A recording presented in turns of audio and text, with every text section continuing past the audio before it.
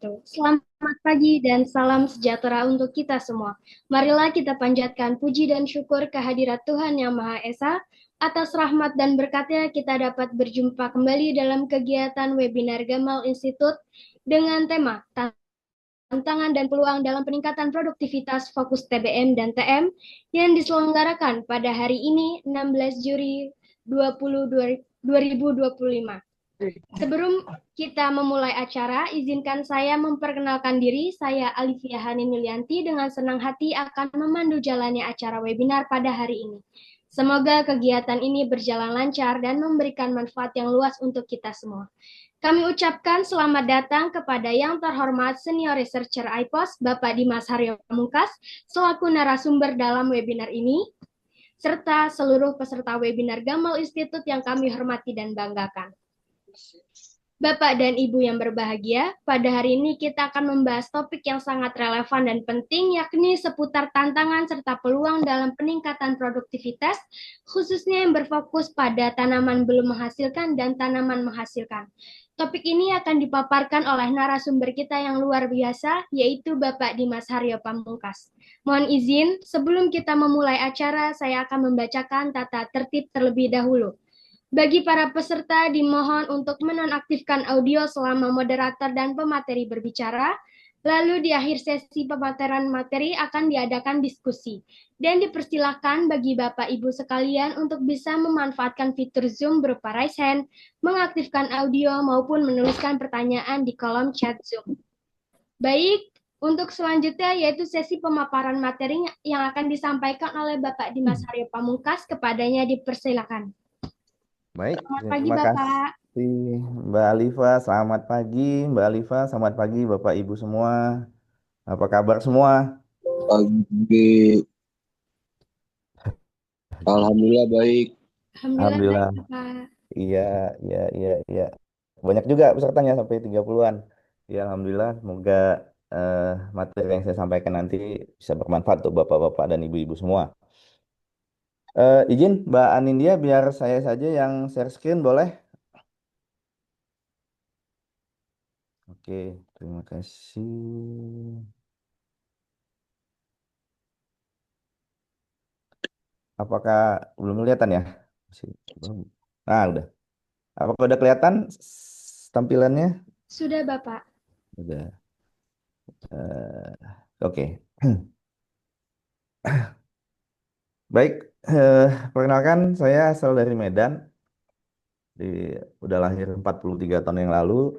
Memang pendidikan saya bukan pendidikan di pertanian. Saya dari statistik dan manajemen.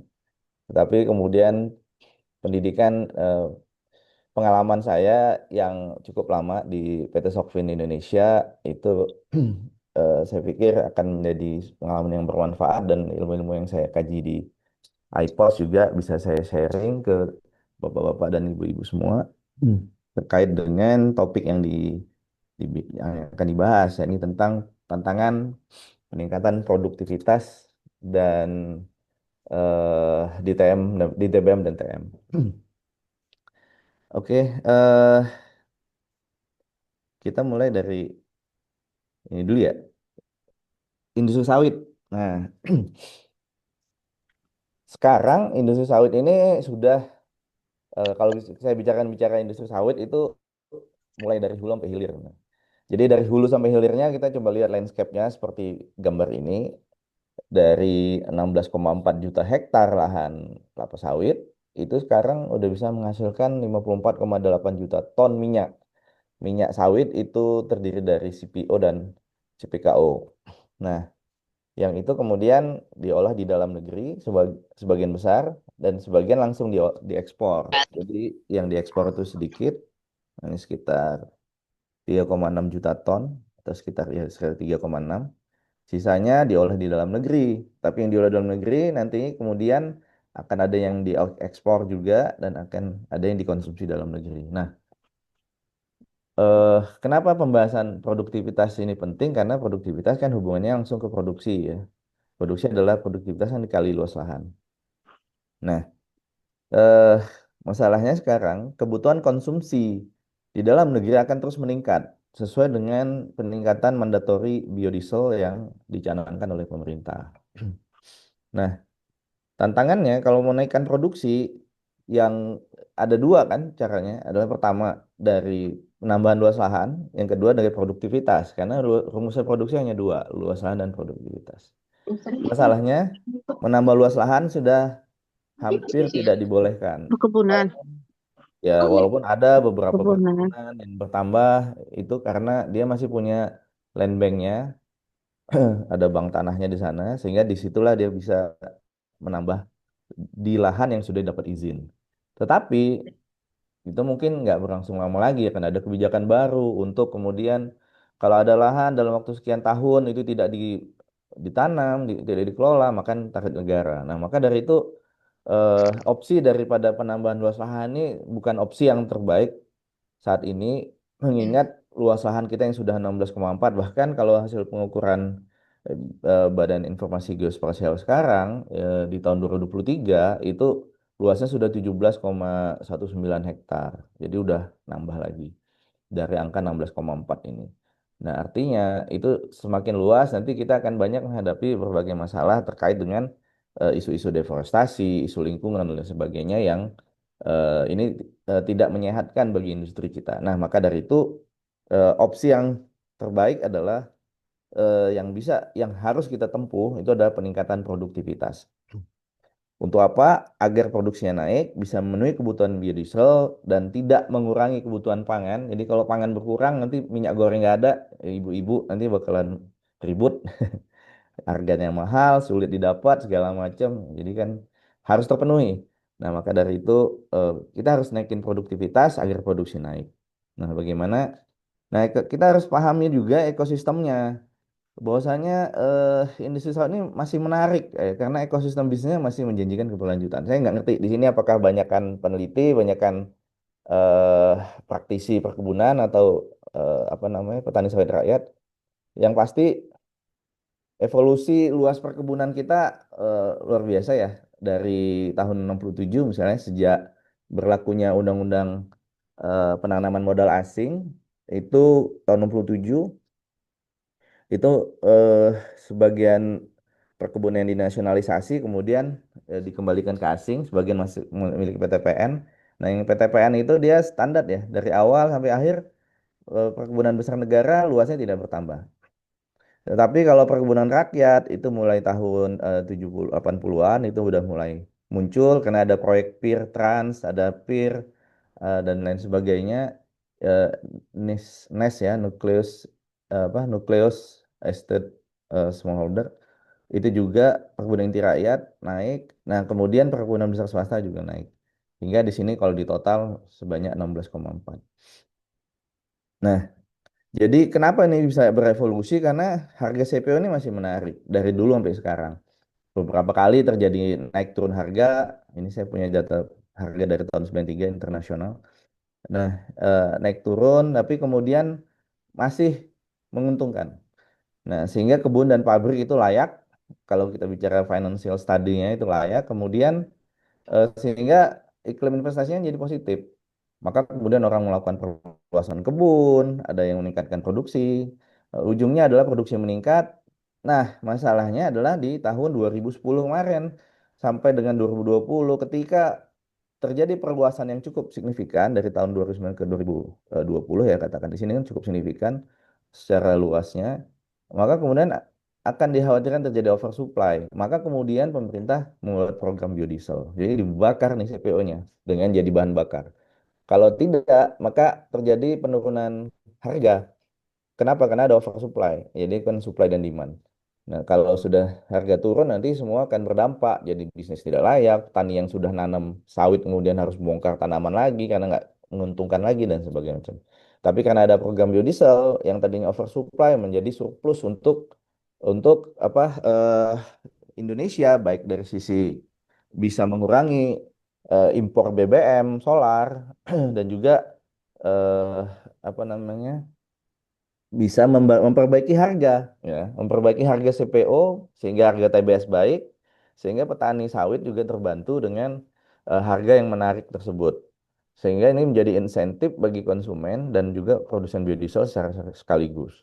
Nah, kalau tidak ada program biodiesel, tidak ada subsidi, apa namanya, insentif dari BPDPKS untuk membayar selisih harga biodiesel, maka apa namanya, ya, maka industri biodiesel sendiri pun nggak hidup gitu. Jadi pabrik-pabrik biodiesel kan dia punya hitung-hitungan ekonomi, dia bisa hidup kalau misalnya harga jualnya sekian. Jadi dia ada biaya konversi sebesar $85 per ton, itu yang sekarang masih berlaku. Itu dianggap masih eh, harga yang wajar dan di biaya konversi yang wajar dan bisa cukup menguntungkan bagi produsen biodiesel. Sisi lain, sebagai konsumen, biodiesel akan memperoleh harga solar yang murah di lapangan. Di SPBU dijual 6.800. Itu adalah harga yang sangat sangat kompetitif, sangat baik bagi konsumen. Nah, implikasi lain ada harga CPO lebih stabil. Kemudian karena harga CPO stabil, ya industri sawit tetap berlanjut. Keberlanjutan industri sawit ini kan akan berdampak positif untuk penurunan emisi karbon karena kita mengurangi minyak fosil, penyerapan tenaga kerja masih berjalan, kemudian ekspor juga tetap tumbuh eh, dengan pendapatan devisa dan pungutannya. Kemudian untuk pungutan ekspor tadi bisa dan sawit untuk dipakai lagi oleh BPDPKS untuk membiayai program biodiesel dan PSR. Kemudian program kemitraan petani berjalan, petani insya Allah akan lebih sejahtera. Jadi itu sebenarnya ekosistem dari kelapa sawit saat ini yang perlu saya sharing ke Bapak Ibu sekalian. Nah, eh, tadi bicara produksi kita punya 50 juta ton, tapi itu CPO ya. Tadi kalau yang dihasilkan campur CPKO. Nah, CPO saja perbudan rakyat nyumbang 34%, perbudan besar negara 4%, dan perbudan besar swasta 62%. Masalahnya, walaupun produksi sedemikian rupa, tetapi produktivitasnya rendah. Kenapa? Karena dibagi dengan luas tanaman menghasilkan, itu menjadi seperti ini datanya. Perkebunan besar swasta itu rata-rata 3,85 ton CPO per hektar, perkebunan besar negara 4,61, perkebunan rakyat yang paling rendah 3,35. Nah, maka dari itu sebenarnya perlu untuk kemudian meningkatkan produktivitas ini.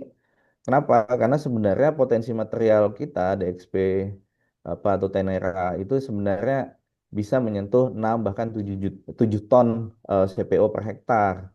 Bahkan kalau dari potensi genetiknya itu bisa menyentuh 9 ton CPO per hektar. Maka ini masih sangat jauh dari potensi, maka kemudian kita sering-sering membahas ini dan mendorong siapapun yang terlibat di hulunya, baik itu di pembibitan maupun di kebunnya sendiri, itu untuk lebih maksimal di dalam meningkatkan produktivitas dalam berbagai aspek. Oke, nah manfaat dari peningkatan produksi itu adalah yang pertama adalah peningkatan produktif.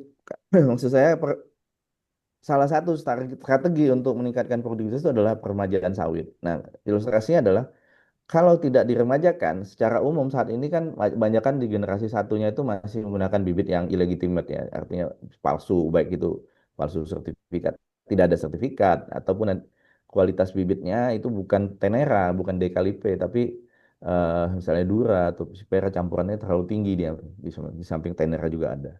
Nah, maka kemudian harus di replanting karena produktivitasnya rendah. Lalu kemudian nanti yang ditanam itu adalah bibit bagus ya, yang unggulan di generasi keduanya, maka produktivitasnya bisa diangkat menjadi 28 sampai 30 ton per hektar. Nah, bagaimana caranya kita akan bahas. Kemudian bicara tentang peremajaan, saya kan pernah dengar ya PSR ya, program peremajaan sawit rakyat. Nah, peremajaan sawit rakyat itu standarnya adalah kalau umurnya sudah di atas 25 tahun bisa diremajakan atau produksinya, produktivitasnya, seperti salah ketik, itu di bawah 10 ton TBS per hektar. Nah, kalau kedua itu terpenuhi, maka kemudian itu bisa diajukan dalam program PSR. Lalu kemudian secara umum biasanya orang meremajakan itu karena melihat juga populasi tanaman. Kenapa produksi bisa rendah? Karena salah satunya sebabnya karena populasi tanamannya juga rendah karena sudah 70 pokok per hektar. Berarti kan kalau satu pokoknya cuma dapat 150 kilo jadi berapa kan rendah dia. Nah, kalau misalnya tinggi tanamannya udah lebih dari 15 meter itu juga sulit dipanen, itu juga bisa diajukan untuk replanting. Kemudian pendapatan pekebun menurun otomatis ketika produksi udah turun, pendapatan pasti turun. Walaupun sekarang misalnya harga masih bagus ya di angka 3.000 atau sekitar 2.800 ke 3.000, tentu otomatis harga masih bagus, tapi itu saya yakin eh, akan lebih bagus lagi kalau misalkan sekarang di replanting 3 tahun lagi dapat produksi yang sama dan akan meningkat lagi pada umur-umur berikutnya. Nah, karena akan terus berkelanjutan. Kenapa? Karena kalau tidak di replanting, tanaman semakin tinggi, sulit dipanen, paling hanya bertahan 1-2 tahun masih bagus pendapatan, tapi kemudian akan turun. Kenapa? Karena sudah tidak ada lagi buahnya gitu ya. Oke, nah bagaimana strateginya? Tentunya ketika kita bicara strategi peningkatan produktivitas, yang paling utama kita mulai dari awalnya dulu, yakni dari peremajaan. Jadi dari umur 0 tahun. Eh, Maaf Mbak Alif, saya waktunya berapa menit? Udah 10.30. Nah, oke. Nah, kultur teknis di yang paling penting ketika bicara peremajaan kita harus kuasai namanya kultur teknisnya. Kultur teknis itu ada 6. Pertama kita harus bicara bibit unggul, yang kemudian kedua land clearing, yang ketiga nanti ada konservasi tanah dan manajemen air, kemudian penanaman kacangan, kemudian menanam kelapa sawitnya dan pemeliharaan tanaman sehingga persiapan panen perdana. Nah, eh, tentang bibit. Bapak-bapak nanti bisa, yang penting adalah kalau secara fisik bibit itu ada ada 3 istilah ya. Bisa beli kecambahnya, bisa beli dalam ukuran 3 bulan, bibit pre-nursery yang masih umur 3 bulan, dan bisa beli yang sudah siap tanam di atas umur 7 tahun. Sorry, di atas 7 bulan. Yang pasti yang dibeli itu wajib DXP, dikali P. Artinya sudah Dura dikali Pisipera. Tidak boleh yang dibeli adalah Dura atau Pisipera. Nanti nggak ini. Harus yang sudah dikali P, jadi produksinya bagus.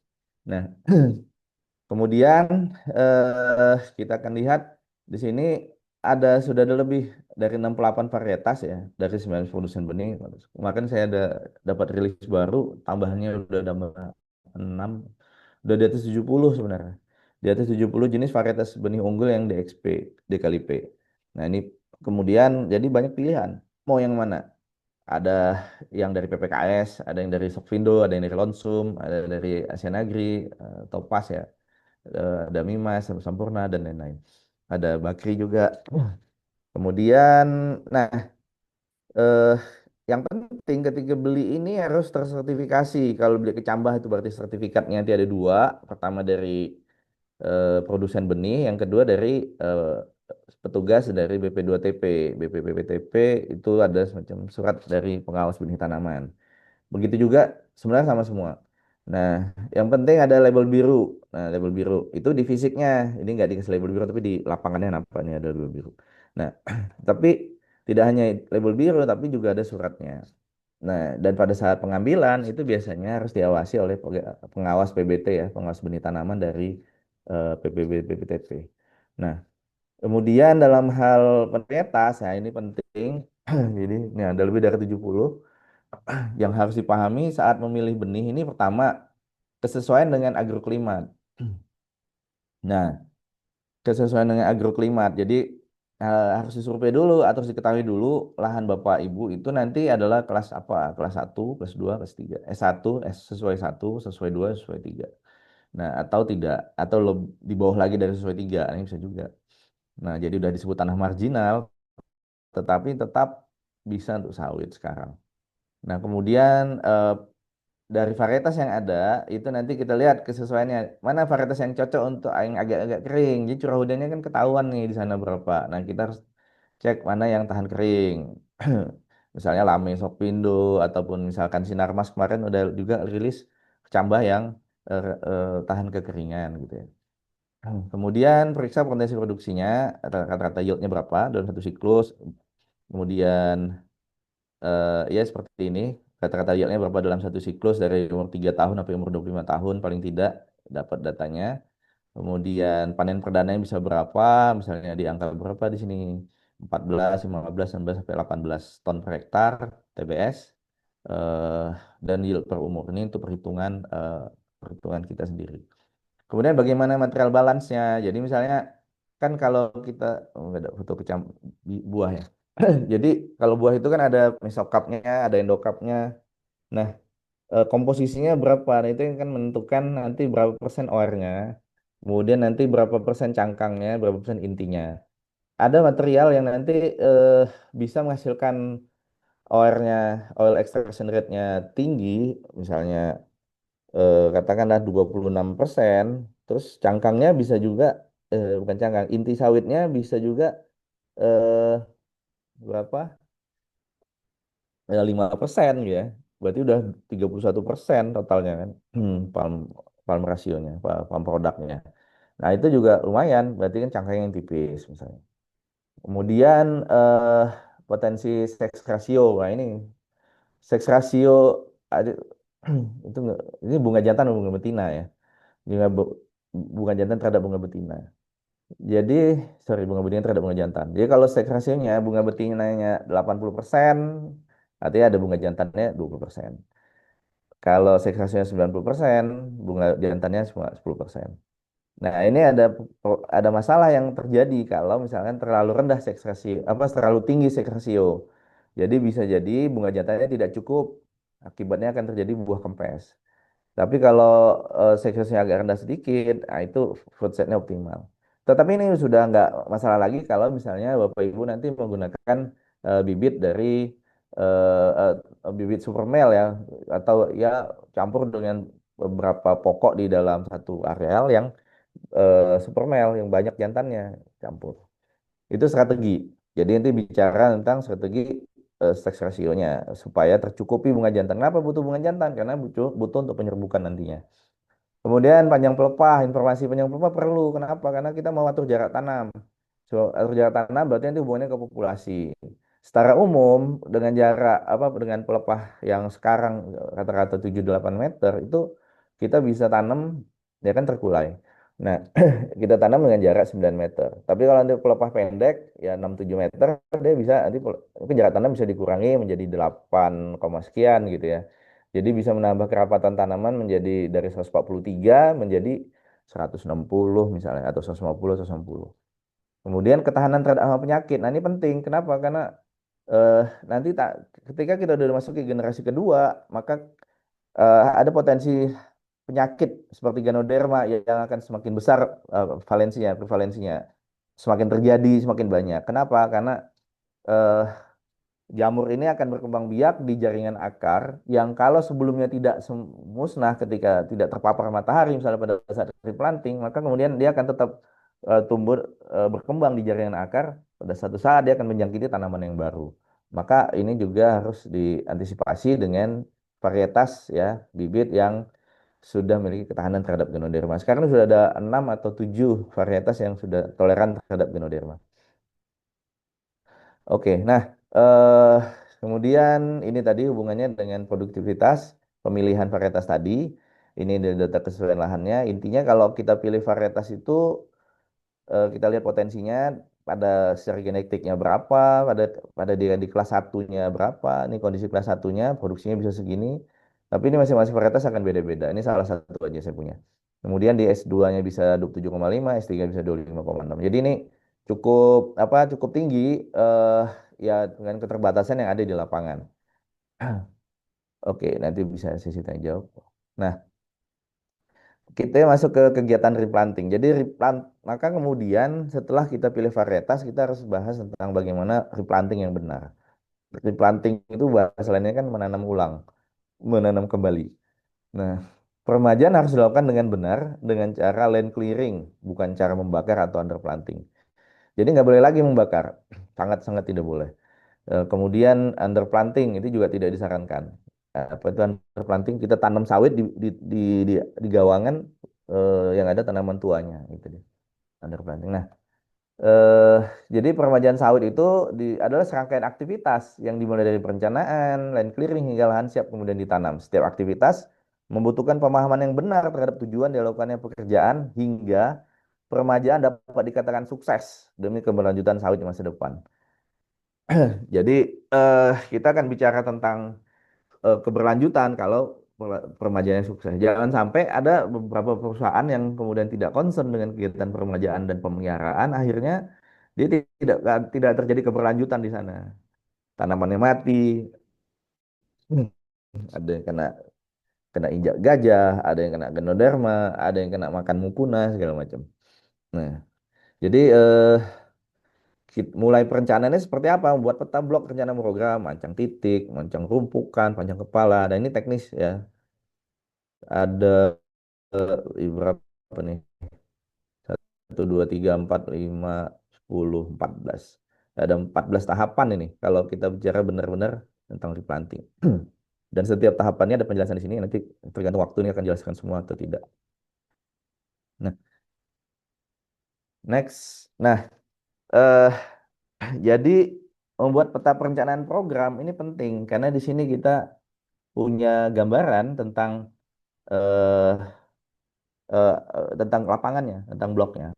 Gimana perencanaan jalan, di mana perencanaan parit, di mana meletakkan, apakah perlu jembatan, titik ya bahasa kebunnya, titik plat, titik base, kemudian bahkan titik rintis ya. Jadi kalau ancak air rendahan itu kita harus hitung berapa kebutuhan titik rintis. Kalau kita hitung titik rintis, nanti kan kita hitung biayanya juga.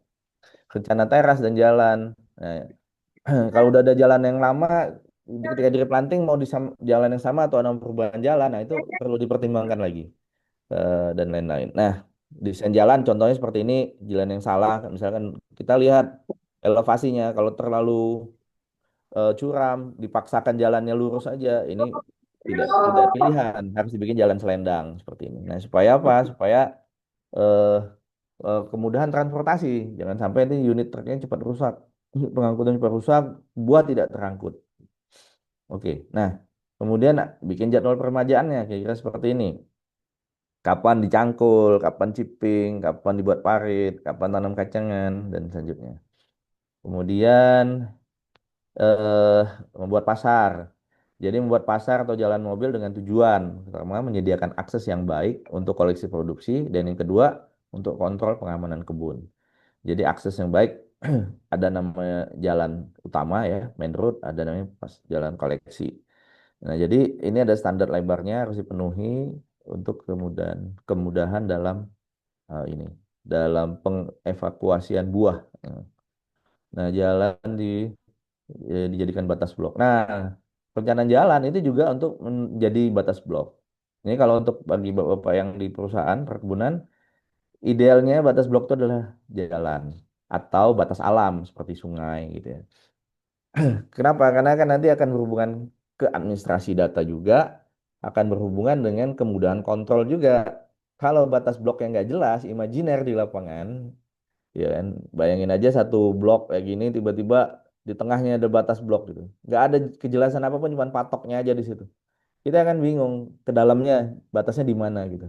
Sedangkan kalau batasnya jalan jelas, sehingga ketika ada temuan, ketika ada perbaikan masalah, itu semua akan clear lokasinya yang harus diperbaiki di mana, titiknya di mana, dan segala macam. Nah, kalau batas jalannya adalah imajiner itu sulit, maka harus jelas. Terutama nanti di area-area yang apa gini, yang berbukit. Nah, itu juga harus dikembalikan lagi batas jalan adalah batas blok.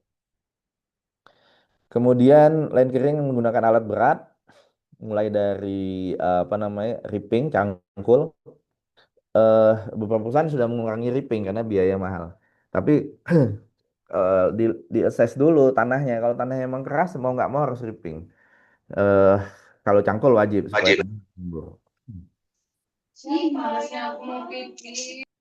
Jadi strateginya bisa begini. Pertama ya satu arah ripping dulu, baru dibalas lagi diagonal arah cangkulnya. Gitu. eh, Baru setelah itu pohonnya ditumbang. Nah, pada saat melakukan ripping cangkul ini harus dikontrol mutunya, kedalamannya. Kalau tadi ripping ini kedalamannya harus 60 sampai 65 cm, maka kita harus bikin alat kontrol untuk ngecek betul nggak kedalamannya 60 cm. Nah, kalau nggak dikontrol berarti kita membolehkan terjadinya kesalahan di lapangan.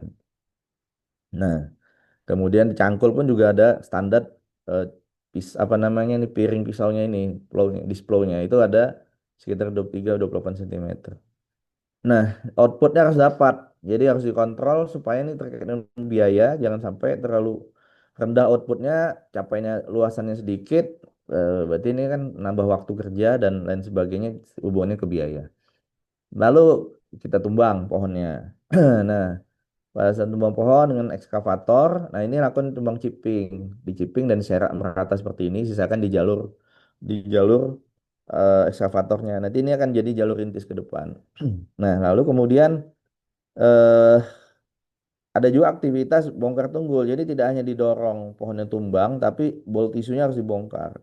Supaya apa? Karena di sini ada eh, ganoderma biasanya, atau supaya akarnya terekspos kena matahari yang itu nanti akan membuat kalau dibakar dengan matahari jamurnya akan mati. Nah, maka bol tisunya dibongkar, kemudian ukurannya sekian. Standarnya adalah 10 pokok per jam. Kalau bisa lebih, bisa ada yang bilang 12 pokok, lebih baik lagi. Oke, nah kemudian konservasi tanah. Nah, kita harus bikin teras. Kalau di daerah berbukit, standarnya apa? Misalnya eh, kalau kelaringannya 8 sampai 15%, bukan derajat ya, persen, itu masih disebut landai, itu cukup pakai eh, teras individu atau tapak kuda. Tapak kuda.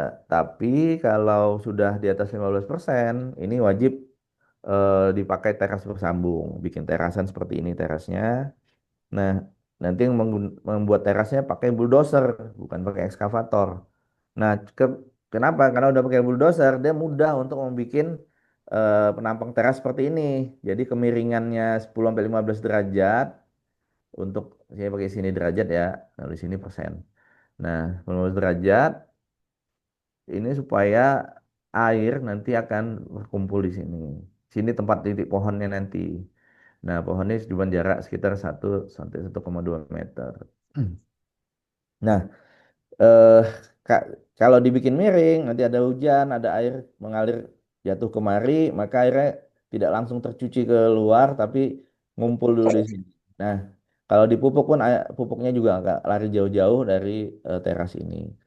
Jadi tidak langsung di run off ya. Ya umur terasan mungkin bisa jadi nggak sampai sampai 25 tahun, tetapi ya perlu dikasih biaya perawatan teras juga ya, seandainya terjadi longsor segala macam. Nah, jadi mulai dari 15% sampai ke atas sampai 47% itu bisa untuk menggunakan teras bersambung. Tapi kalau lahan Bapak Ibu terlalu curam ini juga nggak bagus. Kenapa? Karena itu tidak dianjurkan untuk sawit, misalnya di atas 47% atau 25 derajat. Nah, gitu.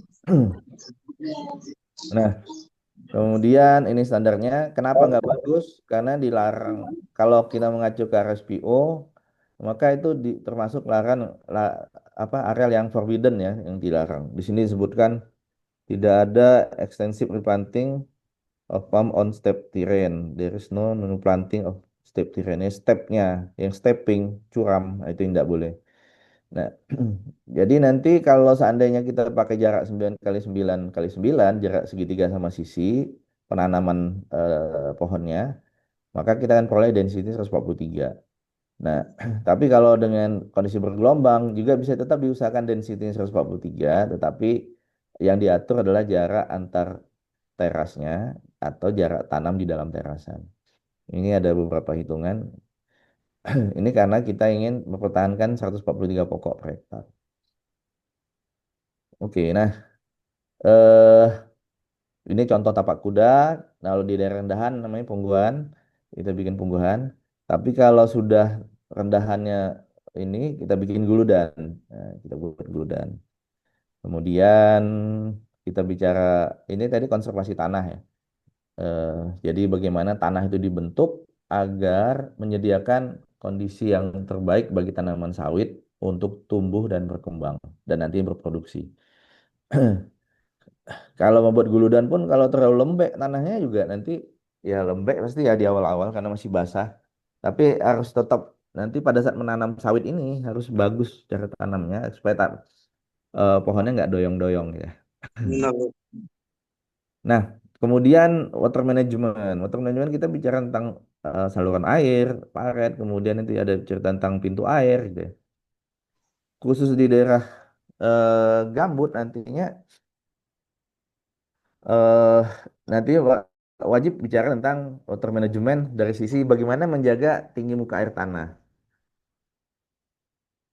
kalau bicara di tanah mineral, kita cukup bicara membuat saluran parit pertama untuk mengeluarkan air. Kalau maksudnya gini, supaya tanaman tidak tergenang air, jadi perlu eh, parit ya intinya. Kenapa perlu parit? Karena kita perlu menyalurkan air supaya tidak menggenangi tanaman sawit. Tetapi bukan berarti air itu dibuang habis dari areal. Sehingga saya sering dapat pertanyaan orang, kenapa kebun sawit dituduh sebagai apa namanya boros air, kemudian menyebabkan kekeringan, sungai segala macam. Ya karena salah dalam konservasi tanah dan konservasi air ini begitu. Misal ketika misalnya para agronomis atau planter itu Ekornya agak ada kalau menurut lah ini ya hanya belakang itu macam bertujuan untuk mengeringkan areal, malah jadi kering semua. Kenapa? Karena diloloskan air semua ke sungai atau ke parit. Padahal eh, kita kebun sawit juga perlu air gitu. Jadi kita upayakan supaya perairan tetap ada di areal kebun. Jadi maka itu perlu nanti dibikin eh, pintu-pintu air atau stop ban supaya pakai dari karung pasir gitu ya. Supaya nanti air tuh bisa dijaga di dalam kebun juga. Walaupun tidak harus seperti mandat di kebun gambut. Kalau di gambut kan harus antara 0,4 sampai 0,6 meter ya dari permukaan tanah. Kalau di sini tidak harus lah. Tapi usahakan tetap ada air, diatur bagaimana paritnya supaya tidak tercuci semua tidak mengalir semua ke sungai. Sehingga ya kita juga bisa menjaga kebutuhan apa namanya menjaga nama kebun sawit juga yang dianggap boros air padahal tidak karena sebenarnya air itu terbuang keluar karena adanya banyak parit-parit yang dibuat mengalir sehingga itu yang menyebabkan kering di areal. Nah, kemudian menanam kacangan. Menanam kacangan ini kalau kacangan ini kalau masih kecil itu bagus gitu ya. Eh, istilahnya standar lah normal dia menutup nanti di di lahan.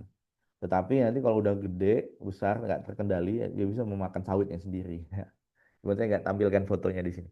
Nah, ini cara perbanyakan kacangan. Bisa melalui cara staking atau dengan biji. Staking disusukan begini, lalu kemudian masukkan apa namanya ruasnya ke tanah di polybag lain. Nanti akan tumbuh akar baru, nanti bisa dipotong, bisa dipisah-pisahkan. Jadi bisa dipanen 2 sampai 3 minggu setelah disusukan di staking begini. Nah, kalau biji juga bisa, tapi kadang-kadang yang pakai biji ini eh, ya memang biji murah, tapi bisa persentase hidupnya juga nggak rendah juga, bisa 20% atau kurang dari itu. Makanya cara supaya meningkatkan ke potensi hidupnya benih apa kacangan dengan biji itu disemai di bawah naungan sawit tua. Ini sawit tua ini kan ya katakanlah naungan. Kenapa? Karena kan kanopinya masih lebat ya, cukup lebat artinya eh, menahan paparan sinar matahari langsung ke biji. Jadi air kalau misalkan langsung ke biji itu ke potensi hidupnya akan rendah gitu ya. Dia butuh kelembapan, sedikit lah kelembapan. Maka kemudian perlu ditutup. Kalau kita pakai nursery apa, pakai screen apa namanya Polinet gitu ya kan mahal ya, atau bikin di tempat lain mahal. Ya mendingan dicari sawit-sawit yang tua itu jadi tempat persemaian untuk biji staking, biji LCC ini. Baik. Nah, lalu ditanam dengan kebutuhan sekitar 700 pokok per hektar, 700 pokok apa steknya tadi ya, polybag mukuna ditanam dengan pola tanam seperti ini. Nanti dari satu ini akan kemudian menjadi guling, jadi bantal, kemudian menjadi permadani ya. Nah, tumbuh jadi menilam, tutup. Nah, seperti ini yang standar. Kita lihat di sini pohon sawitnya nggak ada yang kena lilit mukuna. Padahal kalau dibiarin nih bisa melilit mukuna. Nanti kalau kita golor ya, menggolor itu saya menurunkan sulur-sulurnya dari daun-daun sawit ini juga akan menimbulkan menambah biaya ya, banyak tenaga kerja. Maka kemudian harus bisa pakai kimia, pakai namanya apa namanya? Eh Fluoxisipir, ya, Starane mereknya salah satunya. Sterin. Lalu kemudian tanamannya kita menanam kacangan. Sorry, menanam kelapa sawit. Nah, kalau menanam kelapa sawit itu mulai dari membuat lubang tanam. Lubang tanam dimulai dari titik pancang, kemudian titik lubang tanam. Itu harus dipancang titik lubang tanam. Dari situ kita udah tahu akan dapat berapa pohon per hektar. Nah, membuat titik lubang tanam itu harus dengan tenaga yang ahli, yang terampil. Kalau di lahan datar harusnya nggak ada masalah dapat 143 karena bikin segitiga sama sisinya nggak susah. Bikin mata lima nggak susah. Tapi kalau di apa di tempat berbukit itu tantangannya besar. Banyak pendekatan yang coba dilakukan selain cara manual memancangnya itu dengan coba pakai digital gitu ya, pakai GPS geodetik seperti di Malaysia udah coba begitu. Tapi biaya pasti mahal dan butuh keahlian yang lebih dari orang yang melakukannya. Nah, jadi pancang lubang tanam, kemudian di hole digger dengan traktor yang dipasang hole diggernya. Nah, lubang tanamnya harus standar 60 cm. 60 kali 60 kali 60. Jadi dalamnya dan diameternya. Kalau tidak, ini akan apa namanya? Ruang gerak untuk penanaman bibitnya itu akan susah. Kita lihat di sini. Nah, ini kan bibitnya akan dipindahkan dari bibitan. Cara ngangkat bibit pun harus benar, dipanggul seperti ini, bukan jadi ini apa? Bukan patah pinggang ya, jangan sampai dia patah pinggang atau gimana. Lalu kemudian ditanam seperti ini. Nah, ini cara angkat yang benar. Dilangsir ke lapangan. Nah, ini cara. Oke, nah di sini harus dilihat kebutuhan pupuknya. Ada biasanya pupuk RP itu setengah kilo per lubang tanam. Oke, nah kalau pakai BHL ya mesin daerah kan beda ya. Yang penting outputnya kalau pakai tenaga sendiri, tenaga perusahaan itu harus dapat 30 pokok per orang. HB itu hari buruh ya, kalau disokin. Oke, nah ini jadi seperti ini. Ini harus dipadatkan kelilingnya, diinjak. Nah, itu. Kalau nggak diinjak, doyong di pohonnya. Oke, itu adalah permajaan. Kita masuk sambung ke TBM 1. Objektif dari pemeliharaan TBM 1 sampai 2 ini nanti adalah pertumbuhan yang standar. Ini pohonnya standar, kemudian seragam. Standar itu artinya memenuhi standar vegetasinya. Ya, apa namanya masing-masing varietas ada perbedaan ya. Tapi yang pasti kita harus dapat berapa jumlah daun, berapa diameternya gitu ya. Kemudian tinggi tanaman gitu. Kalau jumlah daun sudah sulit diperoleh, tinggal berarti tinggi tanaman. Nah, kalau nggak standar, berarti ada masalah di pemupukannya atau jenis tanahnya atau curah hujannya dan lain-lain. Kemudian yang pasti juga kalau pemeliharaannya baik, maka sisipannya juga akan minim. Berarti kan yang mati sedikit, yang mati sedikit untuk disisip. Nah, kemudian kalau di TBM ini ada 4 aspek yang akan diperhatikan. Pertama pemupukan, yang kedua kastrasi, kemudian ketiga perawatan piringan dan rintis, yang keempat adalah pengendalian hama dan penyakit. Ini secara umum sama. Eh, Kalau bicara pemupukan, tetap kita bicara 5T ya di TBM. Dari tepat waktu, tepat jenis, tepat dosis, tepat cara, tepat lokasi. Nah, secara umum produsen benih biasanya sudah punya dosis standar untuk TBM. Jadi dari umur 1 tahun, 2 tahun, 3 tahun itu sudah ada standarnya eh, pupuk apa aja yang akan digunakan. Ini dosisnya dalam gram per pokok. Misalnya di sini 1 kilo per pokok, 1 kilo. Ini berarti 2,5 kilo per pokok untuk urea, DN2, segala macam. Nah, kalau misalnya pupuk ini nggak tersedia di pasar, maka ini boleh untuk diganti. Tapi misalnya ganti dengan NPK gitu ya. Tapi kita harus hitung kebutuhannya. Ini dikonversi dulu ke kebutuhan N-nya, kebutuhan P-nya berapa, kebutuhan K-nya, dan kebutuhan Mg-nya berapa. Baru kemudian dihitung balik ke ke ininya, eh, ke pupuk yang penggantinya gitu. Misalkan urea yang 46%-nya N, nah itu penggantinya NPK berapa N-nya begitu. Nah, itu yang mesti harus diketahui dengan baik dalam hal penggantian pupuk. Yang pasti rekomendasi pupuk seperti ini adalah standar awalnya, yang defaultnya bisa dirubah sepanjang sesuai hara yang ada. Oke, kemudian yang kedua adalah kastrasi. Nah, ini kastrasi paling penting di TBM. Ya semua penting ya. Ini kastrasi pentingnya kenapa? Karena ini kalau bagi saya ini cara kita men-setting nanti bagaimana panen perdana. Ya, kalau panen perdana kuncinya di kastrasi. Kastrasi intinya adalah eh, membuang buah pertama. Buah pasir yang masih jadi umur 10 bulan itu sebenarnya udah berbuah sawit ini. udah berbuah. Buahnya bukan buah pasir ya, buah pasir lah ya. Tapi dia kecil pastinya dan itu sebenarnya belum layak untuk dipanen karena isinya masih banyak air. Maka itu harus dibuang. Ya, umur 10 bulan, mulai dari umur 10 bulan itu buang buahnya. Kemudian semua bunga yang masih dalam bentuk dompet seperti ini dibuang. Pakai chisel, namanya alatnya chisel. Jadi kita kan belum tahu nih bunga jantan atau bunga betina. Ini harus dibuang. Nah, rata-rata sampai umur 23 bulan setelah tanam. Nah, itu dibuang settingannya. Tapi ini bisa kita bicarakan ya, endingnya di mana? Apakah 23 bulan atau bagaimana? Nah, kemudian tujuannya apa ini dibuang? Karena apa? Karena kita ingin pertumbuhan tanaman ini vegetatifnya dulu yang diutamakan. Vegetatif itu fisiknya, vegetasinya, secara diameternya, panjang daunnya, apa namanya, helai daunnya gitu ya. Jadi sampai dia jagur, sehat. Kita ngelihatnya sehat.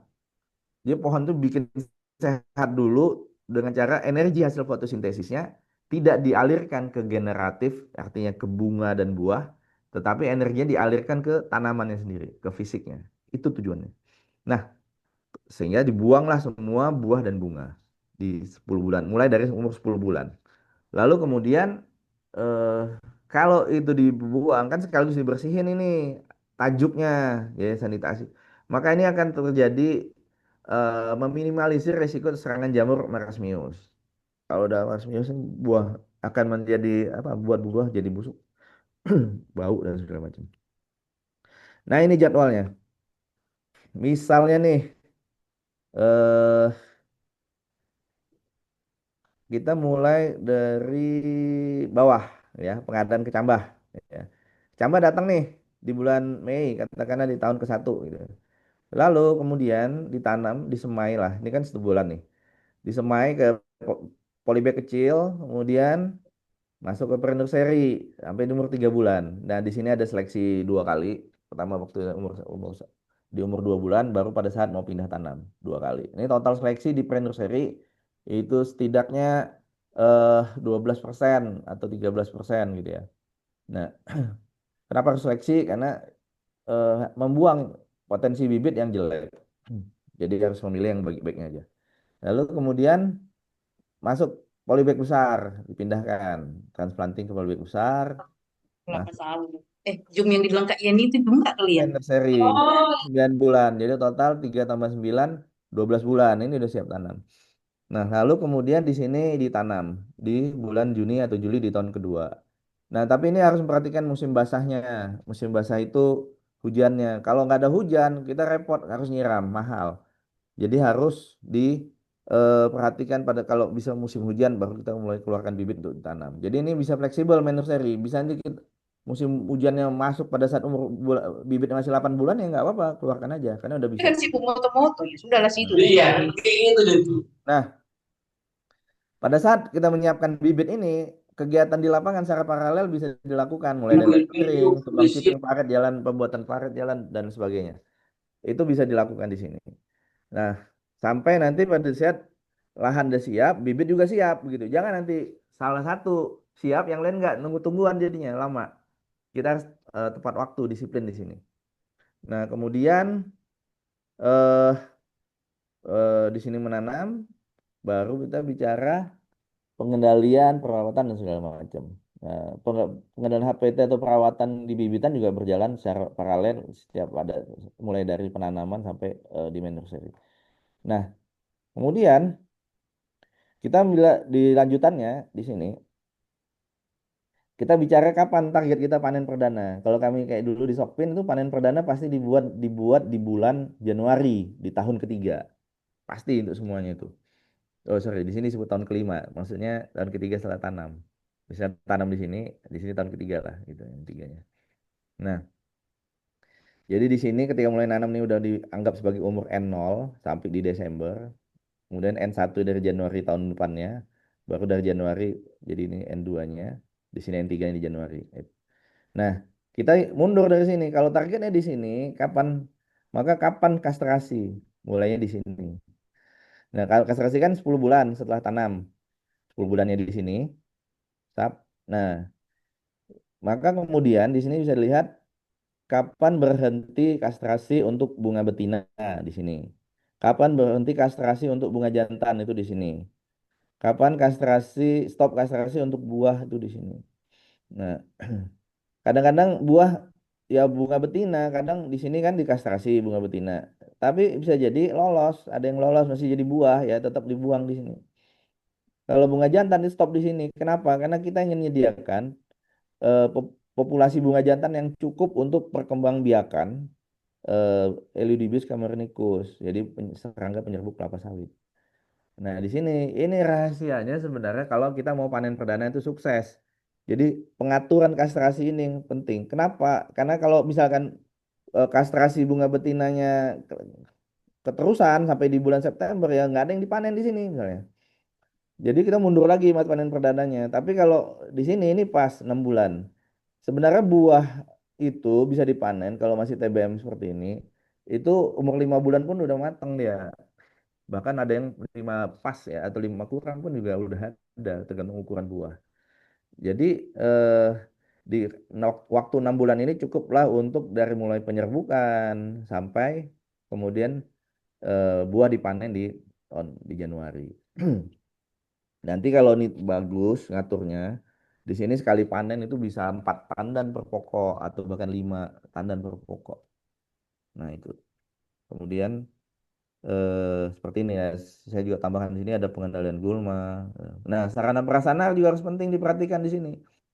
Untuk titik rintis ya, jadi misalkan di daerah Guludan itu bagaimana kita harus men-setting sedemikian rupa eh, ter- pemanen itu tidak sulit untuk apa namanya harus bolak-balik keluar Ancak untuk nyetor buah. Kalau bisa dia muter muter dengan rute yang sudah disiapkan di dalam blok, maka itu menjadi efektif untuk dia karena mengurangi waktu jalan dia. Capek kan jalan terlalu jauh. Makanya harus efektif ya, bisa meningkatkan output potong buah dia. Oke. Kemudian yang ketiga adalah perawatan piringan dan rintis. Jadi ter- saya tampilkan lagi ini kacangan. Kenapa kita pakai kacangan? Karena dengan kacangan itu bisa menghemat biaya untuk eh, weeding, bisa bahan kimia. Tetap perlu kimia, tetapi akan menjadi berkurang kalau kacangannya murni, kacangannya bagus. Kalau kacangan murni, maka kemudian gulma-gulma asistasia, leucin indica ini akan kalah dengan karena ketutupan dengan daun-daun mukuna yang lebar. Ketutupan dari sinar matahari, pertumbuhan gulma yang tidak diinginkan tersebut jadi sangat sedikit. Ya, ini adalah standar pusingan dari perawatan manual masih ada di tanaman baru. eh, Kimia juga ada, tapi pakai alat namanya sungkup seperti ini supaya tidak kemana-mana semprotannya karena yang dibunuh kan misalnya weeding apa nih gulma-gulma eh, apa ya teki-tekian atau apa ya yang ada di tanah. Jadi supaya tidak kena ke sawitnya pakai sungkupan begini. Nah, oke. Nah, kemudian pengendalian hama penyakit. Eh, Kalau ulat api masih jarang ya, tapi kadang-kadang ada juga di apa ulat api. Oke. Nah, Ganoderma penyakit penting. Nama Marasmius. Makanya tadi harus sanitasi harus bagus. Ganoderma ini adalah berarti di varietasnya harus dipilih yang varietas yang toleran Ganoderma. Jika area tersebut adalah lahan endemik Ganoderma. Oke. Nah, sehingga kalau tanaman prima sejak awal, maka dia akan siap berpacu mencapai produksi tinggi eh, di pada masa tanaman menghasilkan. Ini strateginya eh, tanaman menghasilkan yang tinggi itu mulai dari sini, mulai dari awal startnya. Nah, sehingga kemudian apa yang diharapkan pada saat panen perdana kita bisa dapat dalam 1 tahun itu dapat yieldnya sampai dengan 18 ton per hektar. Banyak kan bertanya gimana mencapainya? Berarti kan 18 ton per hektar itu adalah jumlah janjangnya itu bisa 32 janjang, banjarnya 4 kilo, stand per hektarnya 142 pohon per hektar. Nah, itu akan dapat yieldnya 18 ton. Nah, bagaimana sekarang janjangnya bisa 32? Tadi kuncinya di kastrasi. Tapi coba kita lihat di sini. Bagaimana bisa tercapai? Pertama harus tepat varietas. Tepat varietas nanti akan berhubungan dengan bagaimana seks rasio, kemudian bagaimana nanti penyerbukan.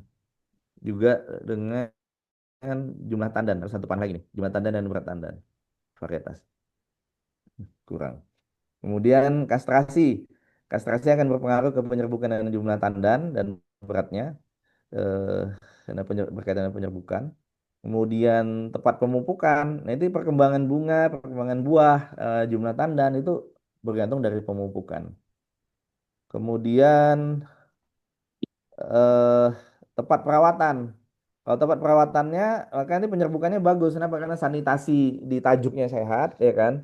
Kemudian tidak ada gulma sehingga artinya kalau pernah ngalamin kebun yang semak ya rumputnya tinggi-tinggi banyak bahkan ada putri malu ya pokoknya anak kayu banyak sekali. Nah itu bagaimana kemudian Eleudibius itu bisa berkembang justru nanti bakalan banyak hawa spesies lain yang menjadi lawan dari Eleudibius untuk berkembang untuk bekerja menyerbukan maka itu rendah.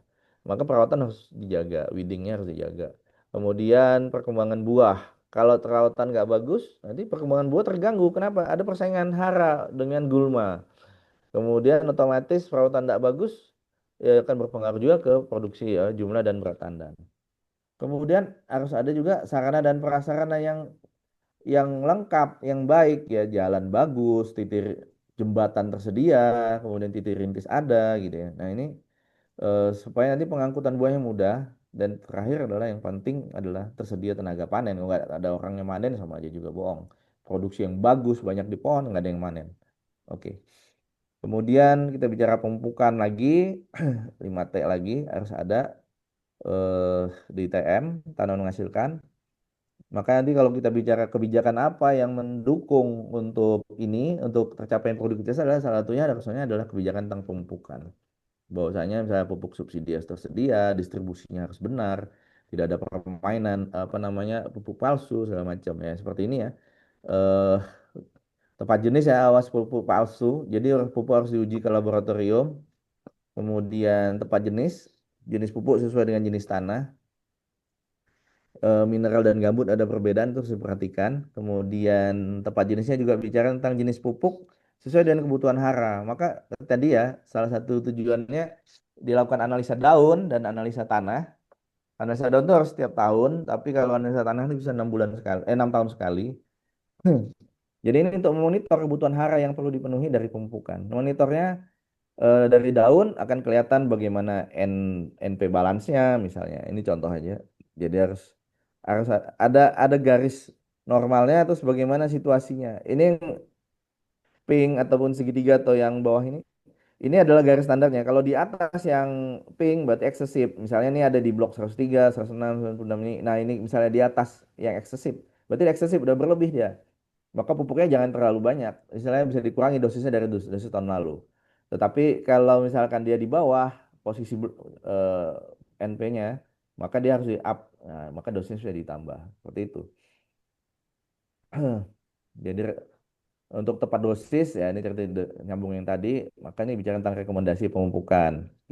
Jadi penentuan dosis mempertimbangkan berbagai faktor antara lain umur tanaman, status hara, produksi yang gejala defisiensi di lapangan.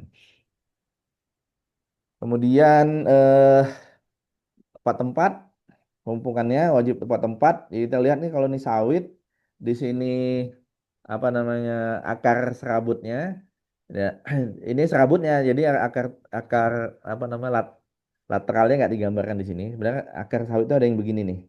Ada yang lateralnya. Nah, ini bisa sampai ke bawah nih bisa sampai 12 meter. Ke kanan ke kiri bisa 15 sampai 20 meter. Nah, tapi nggak banyak, aja beberapa biji. Ada 4 atau 5 gitu ya. Nah, tetapi yang serabutnya yang banyak. Ini kan penuh seperti ini sebenarnya yang kalau dipupuk itu akan memperhatikan di mana mulut mulut akarnya di mana.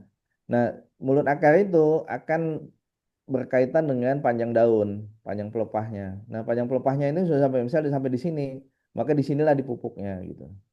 Untuk beberapa pupuk tertentu. Makanya kita lihat nih si pemupuk nabur pupuknya di gawangan, bukan di piringan lagi. Kenapa? Karena mulut daun itu akan lebih banyak yang ada di mulut daun, mulut akar lebih banyak di gawangan atau sekitar ujung pelepahnya.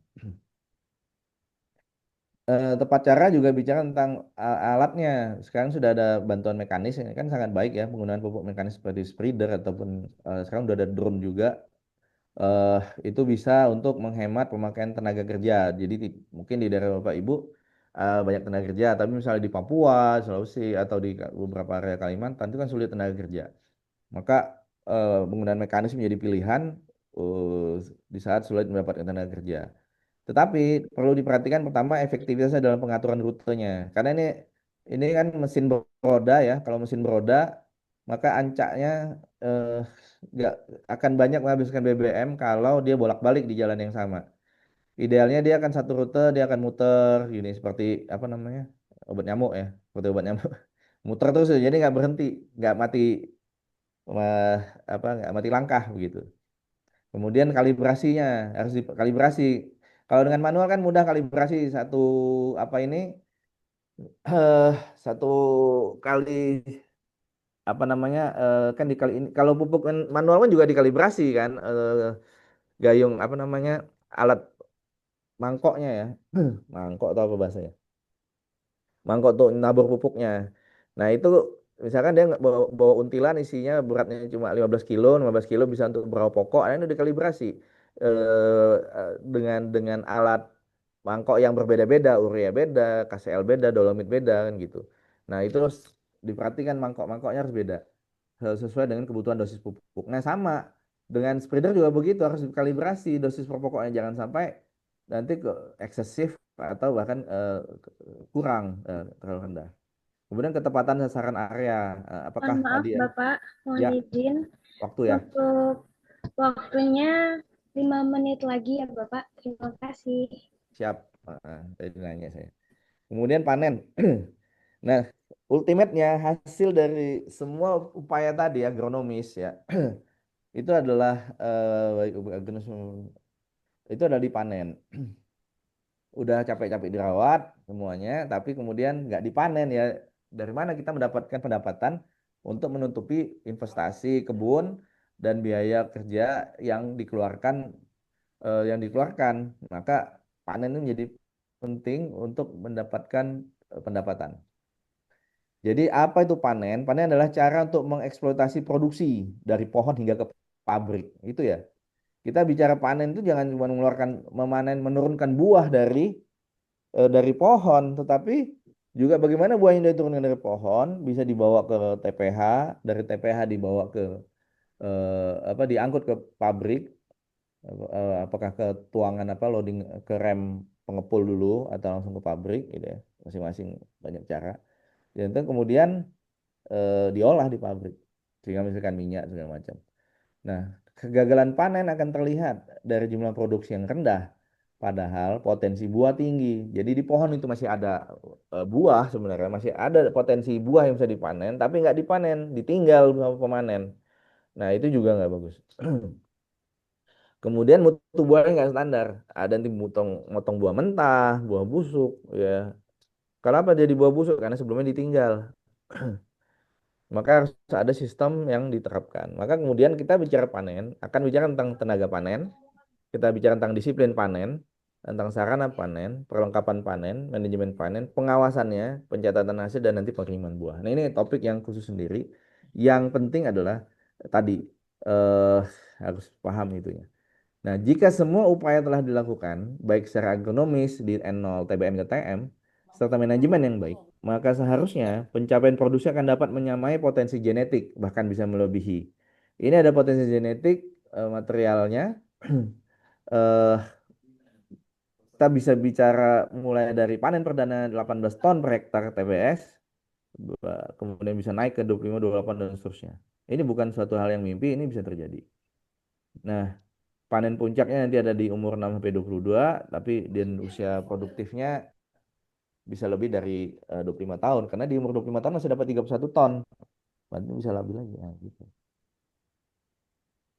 Ini biaya perawatan ya kalau emang apa namanya ingin dicontoh boleh aja. Intinya nih rupiah per hektar kalau kita ini eh, apa melakukan peremajaan dari umur 0 tahun sampai 2 tahun eh tidak termasuk biaya umum maksudnya biaya sosial. Tapi di sini termasuk gaji ya. Kalau gaji pekerja yang langsung bekerja langsung tuh masuk.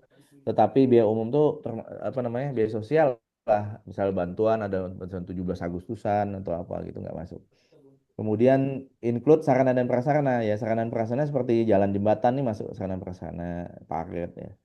Ini agak beda misalnya dengan struktur biaya di BPDPKS ya. Dirjen Bun yang tidak memasukkan sarana prasarana itu di luar itu. Nah, ini juga ada termasuk biaya perawatan areal konservasi. Jadi kalau kita bikin konservasi boleh dan bagus sebenarnya untuk menjaga apa namanya keseimbangan alam di situ. Misalnya kita pakai beneficial plan, eh, beneficial plan itu untuk menciptakan lingkungan yang tadi belum saya jelaskan ya waktu di PHT. Beneficial plan itu untuk menciptakan lingkungan yang baik untuk predator hama. Ya, hama sawit tadi salah satunya ulat api. Nah, ulat api itu bisa dilawan dengan predatornya sendiri ya, misalnya ada kumbang gitu ya, yang atau apa namanya ya banyak lah eh, predator alami untuk si apa namanya si ulat api ya ulat kantong gitu, gitu. Nah itu bisa dikembangbiakkan di areal konservasi atau di panjang jalan bisa juga di pinggir-pinggir jalan. Oke, saya kira itu.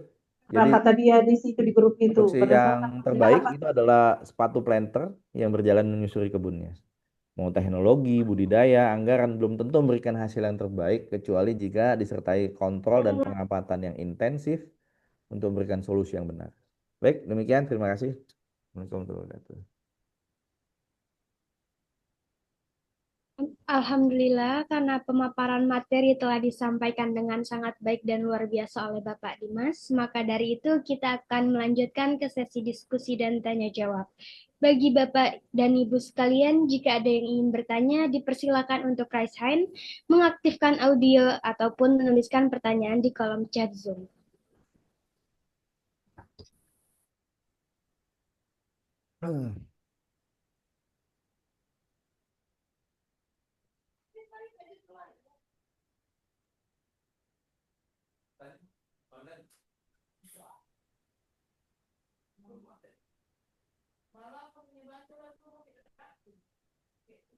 Monggo, kalau ada yang ditanyakan atau udah kelewat ya, materinya bisa dikirim ke grup aja Mbak di sini.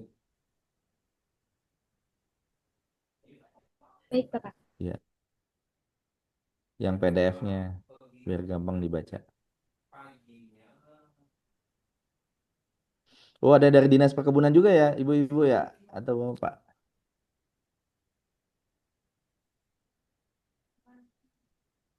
Mohon izin Bapak, ada pertanyaan melalui kolom chat Zoom dari Mbak Ikna. Beliau bertanya tentang 142 pohon sawit per hektar, Ya. berarti jaraknya 6 kali 7. Apakah tidak mempengaruhi tingkat produksi dan pertumbuhan perkembangan sawit? Terima kasih. Oh ya, ya sebenarnya bukan 6 kali 7, tapi 9 kali 9 kali 9. Jadi segitiga sama sisi. Kalau dibuat segitiga sama sisi, itu dapatnya 142, 143.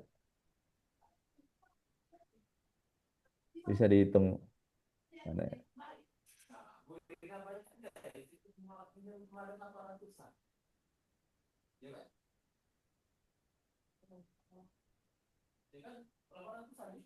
Ya, jadi jawabannya itu nggak ngaruh karena sebenarnya di lapangannya bukan 6 kali 7, tapi 9 kali 9 kali 9. Ilustrasinya. Baik, terima kasih Bapak. Ya. Jika masih ada pertanyaan, Bapak Ibu boleh banget open mic atau langsung chat aja di kolom chat Zoom ya.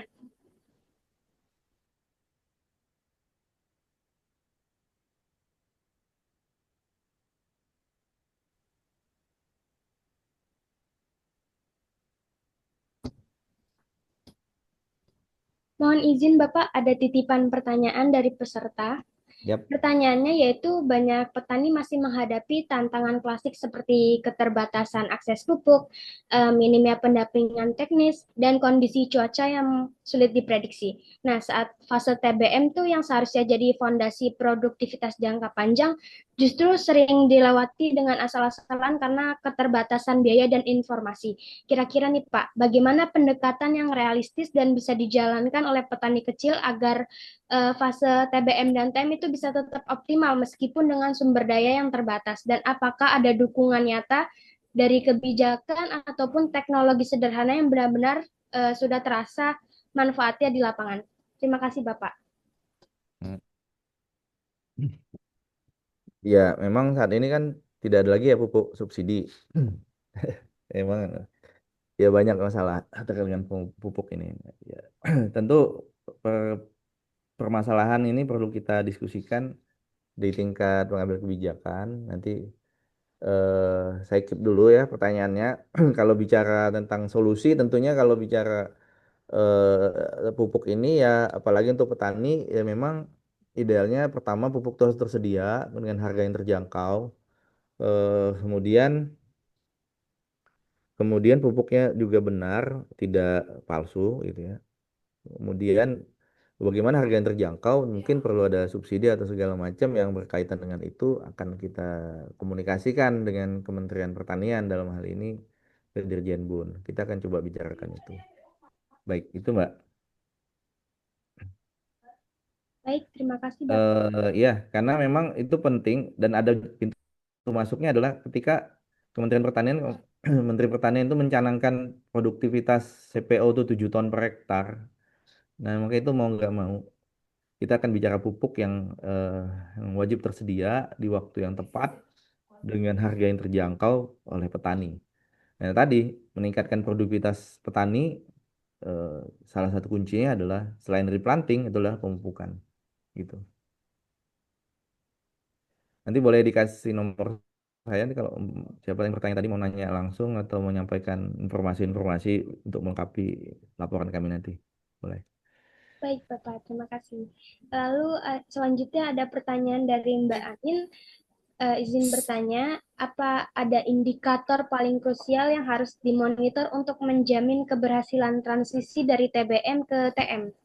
Iya, dari TBM ke TM tadi ya.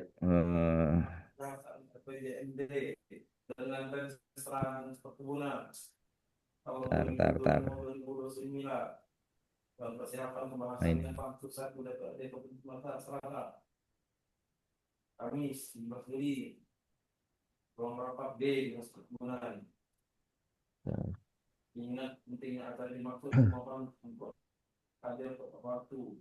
Nih, transisi dari TBM ke TM tuh memperhatikan eh kalau varietas kan ada dari awal ya. Yang pertama berarti di sini adalah kastrasi, kemudian pemupukannya, kemudian sarana dan prasarana dan tenaga panen. Nah, kastrasi nanti akan berhubungan dengan penyerbukan. Jadi sini penyerbukan saya masukkan sebagai dampak ya. Varietas ya, penyerbukan. Ya inilah. Kemudian sarana dan prasarana tenaga panen ini penting. Jadi tadi ketika mau pindah transisi dari apa TBM 3 atau TBM 2 ke TM 1 ya. Jadi karena ini kan bukan perusahaan ya, petani kan. Kalau perusahaan memang masih ada yang pembukuannya investasi atau capex-nya itu sampai TBM 3 masih ada. Kalau perusahaan saya yang lama di Sokvin itu hanya sampai TBM 2 capex tanaman. Tetapi kalau untuk petani kan nggak ada istilah capex.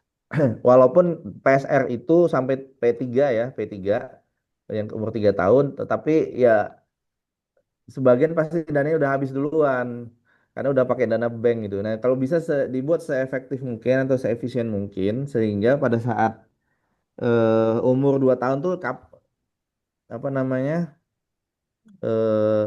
Umur 2 tahun tuh sudah maksimal TBM-nya gitu. Jadi panen itu udah mulai di TBM 3 atau di N3 atau istilahnya umur 3 tahun lah. Jadi kalaupun masih ada uang dari P3 ya itu bisa bonusnya lah. Yang penting adalah umur 3 tahun udah mulai panen dengan pendapatan 18 ton per hektar. Nah, itu udah dapat duitnya 2 kali kan gitu. Dari dana BPDP masih ada sama dari penjualan TBS. Gitu. Nah, kuncinya adalah apa? Kuncinya adalah pertama kastrasinya, kedua pemupukannya, kemudian perawatannya, kemudian sarana dan prasarana. Nah, pada saat persiapan 3 bulan sebelum panen perdana itu, maka sarana dan prasarana mesti diperhatiin. Mana tadi tabelnya? Ah, ini nih. Nah, di sini nih sarana dan prasarana disiapkan di sini. Di 4 bulan, paling tidak 4 bulan sebelum panen perdana itu disiapkan. Titik panennya periksa cukup tidak, kalau nggak ada minta BPDP dengan Sarpras ya. Jadi udah jauh-jauh hari udah bicara ini sebenarnya. Sarpras itu kan bicara tentang titik panen, jalan segala macam. Kemudian alat panennya sudah ada atau enggak? Misalnya kan koperasi menguasai 300 hektar. Nah, si koperasi yang punya 300 hektar ini yang mau dipanen ya mesti tahu dong siapa yang makan manen gitu kan. Apakah petaninya pemilik lahan langsung atau dia akan menggunakan tenaga lain, itu kan bisa aja. Nah, itu harus tersedia gitu orang-orangnya, jumlahnya harus dihitung. Bagaimana menghitung jumlah tenaga panen? Itu ada rumusnya. Disesuaikan dengan potensi buah yang akan dipanen. Itu dari AKP-nya, angka kerapatan panennya. Nah, lalu kastrasi ini tadi penting nih. Ya, nggak boleh diabaikan soal kastrasi. Kenapa? Karena kalau gagal di kastrasi, ini akan geser nih target ini. Tidak jadi di bulan Januari, tapi bisa geser ke bulan berikutnya gitu, atau bulan berikutnya lagi, gitu. Nah, yang terpenting lagi, ketika perawatan selama proses setelah tanam sampai dengan di bulan Desember ini, itu adalah perawatannya harus prima, artinya jangan sampai ada pohon mati atau terlalu banyak yang sisipan. Kalau terlalu banyak sisipan, kan tergenang air lah, karena diserang gajah lah. Kenapa diserang gajah? Karena memang tidak pandai memahami jalur gajah, konservasinya nggak pandai. Jalur gajah nggak boleh ditanam, nanti ngamuk gajahnya. Jadi buat bapaknya yang mau buka kebun, cek dulu masuk jalur gajah nggak. Kalau nggak apa-apa. Jangan, kalau masuk jalur gajah, ya jangan ditanam, jangan dibeli lahannya itu. Gitu. Itu salah kita itu kalau itu. Nah, tapi kalau udah memang udah punya kian, ya terpaksa lah dibikin pagar segala macamnya, keluar biaya mahal. Nah, eh, lebih baik tidak melawan alam kalau dalam hal ini. Kemudian jadi yang penting tadi adalah menjaga supaya pohonnya tetap seragam, pohonnya tidak banyak yang supplying apa sisipan. Kalau yang sisipan nanti jadinya besar pohonnya beda-beda, buahnya juga nggak bisa sama keluarnya, jadinya nanti terlambat dipanen di pohon-pohon tertentu yang itu, kayak gitu. Jadi itu kira-kira Mbak. Eh, Baik, terima kasih Bapak. Selanjutnya ada pertanyaan dari Pak Bagus. Pertanyaannya, bagaimana pendekatan keberlanjutan diterapkan agar peningkatan produktivitas tidak merusak lingkungan atau keseimbangan sosial? Ya, eh keberlanjutan itu ada 3 ya, Bapak Ibu semua. Kalau kita pakai Elkington, itu ada 3P istilahnya. Ketika kita bicara pembangunan berkelanjutan. Yang pertama adalah eh, people, yang kedua profit, tiga planet. Jadi 3P, people, profit, planet. Kita bicara keberlanjutan tidak hanya bicara tentang mencari keuntungan, tapi juga harus memastikan SDM-nya, SDM-nya terjaga, baik itu kesejahteraannya maupun juga loyalitasnya segala macam. Terlalu tinggi turnover juga tidak bagus untuk keuangan perusahaan atau keuangan koperasi segala macam. Nah, kemudian SDM lain adalah masyarakat sekitar. Masyarakat sekitar juga harus dijaga keberlanjutannya. Jangan sampai kan ada kebun sawit, masyarakat sekitar kehilangan pencaharian. Maka pencaharian maka kemudian harus ada simbiosis mutualisme antara menyerap tenaga kerja lokal untuk bekerja di kebun sebagai bagian dari perusahaan, itu menjadi penting untuk menjaga keberlanjutan perusahaan itu sendiri juga dan masyarakat di sekitarnya. Ataupun usaha-usaha lain yang melibatkan banyak tenaga kerja, seperti tadi perawatan kacangan. Perawatan kacangan bisa diberikan pada pihak ketiga masyarakat sekitar. Atau misalkan borongan tunasan, ya, menunas pohon. Nah, ini nggak saya jelasin di sini, menunas. Nah, menunas itu juga menjadi bisa kerjasama dengan masyarakat sekitar. Belum lagi CSR-nya. Belum lagi kegiatan-kegiatan sosial harus saling mendukung lah, masyarakat punya kegiatan sosial, lomba segala macam ya didukung oleh perusahaan segala macam. Nah, begitu. Itu cara merawat keberlanjutan sosial untuk masyarakatnya, people-nya. Nah, baru tentang lingkungan gitu. Kadang-kadang orang bicara keberlanjutan, itu hanya bicara keberlanjutan lingkungan semata, padahal tidak. Kalau hanya kita bicara keberlanjutan lingkungan semata, tapi kemudian lahan produktifnya dikurangin terlalu banyak, kemudian masyarakat yang nggak diperhatikan ya sama aja juga siapa yang bisa membiayai perawatan lingkungan. Karena baik perawatan lingkungan juga perlu biaya. Seperti tadi kan saya tunjukin ada biaya HCP. HCP itu dibiayakan juga bisa bisa jadi apa kebutuhannya eh, 3.000 ya, 3.000 per hektar atau 10.000 per hektar gitu. Nah itu berarti kan kali berapa hektar total lahannya.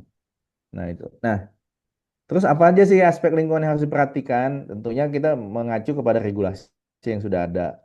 Bapak Ibu ada yang dari instansi pemerintah kan juga tahu ada di sini AMDAL, ya, analisa mengenai dampak lingkungan. Kalau membangun kebun sawit, cek dulu wajib AMDAL atau RKL RPL gitu kan. Ada dokumen apa namanya sekarang istilahnya mungkin dokumen pemantauan lingkungan hidup. Nah, itu dicek wajibnya. Lalu kemudian ketika melakukan kajian AMDAL ada matriks resiko. Nah, di matriks resiko itu harus diperiksa dilakukan apa tidak resiko apa pengendalian resikonya. Nah, apakah misalnya terjadi pencemaran apa namanya pemupukannya tadi ya konservasi tanah yang nggak bagus, kemudian pemupukannya sehingga berlebih, akhirnya kemudian tercuci melalui karena hujan deras masuk ke sungai. Jadi sungainya tercemar dengan bahan kimia. Itu nggak bagus karena kan berdampak ke masyarakat dan yang lain-lainnya. Nah, jadi banyak hal yang dilihat. Maka kemudian nanti harus bagi kebun yang ingin menerapkan ISPO, maka dia harus menerapkan juga namanya HCV, High Conservation Value, penilaian HCV-nya, di assessment dulu. Apa yang sudah NKT yang tersedia di kebun dan kemudian bagaimana pengelolaannya supaya tetap terjaga keberlangsungan semua konservasi itu. Baik, itu mungkin tambahan saya. Baik, Bapak. Eh, Selanjutnya pertanyaan dari Mbak Mbak, Ina. Idealnya hasil panen dalam 1 hektar itu berapa ton ya, Pak?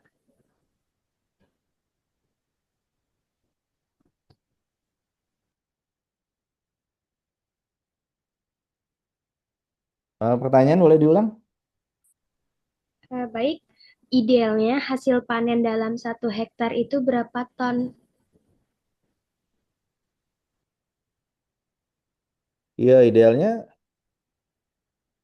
itu idealnya apa ya? Tadi kalau ton TBS ya, kalau panen perdana idealnya ya 18 ton. Tapi kalau itu kan potensi genetik ya, lebih rendah dari itu ya bisa di 15 atau minimal jangan di bawah 13 lah. Jangan di bawah 14 lah kalau bisa. Kenapa? Kebanyakan orang masih banyakkan dapatnya 10 ton ya kan. Rendah sekali menurut saya. Berarti itu ada yang salah di kastrasi, salah di perawatan sehingga bibit apa tanamannya tidak seragam. Banyak yang sisipan misalnya. Atau misalnya ya pasti hal di kastrasi yang terutama, baru perawatan yang jelek. Kemudian nggak dipupuk juga iya. Tapi kalau nggak dipupuk pun biasanya kalau masih eh, generasi satu harusnya haranya masih bagus di tanah. Jadi memang eh, jumlah tandan akan cukup, tetapi bejernya kurang. Aduh.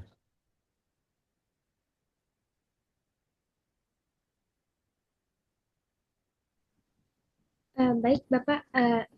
Untuk data tadi kan ada di dalam PDF PowerPoint ya. Iya, iya gitu.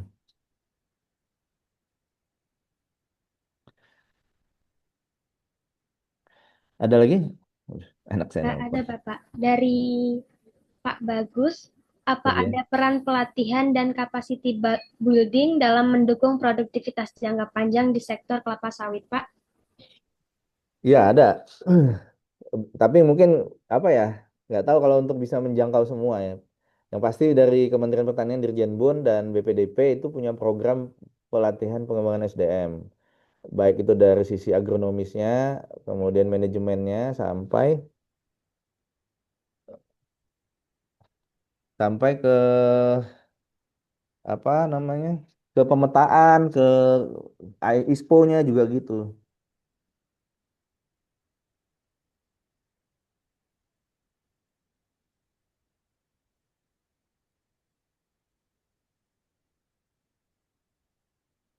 Gitu.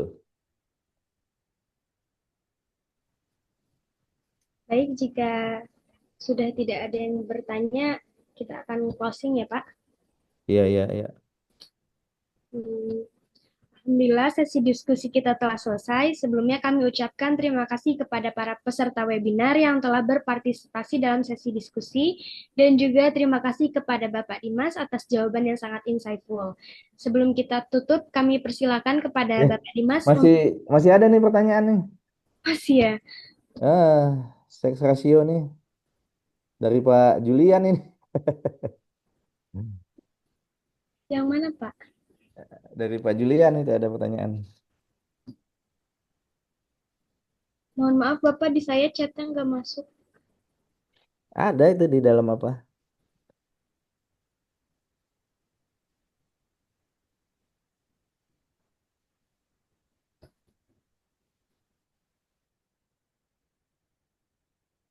Ya, jadi saya jawab aja ya.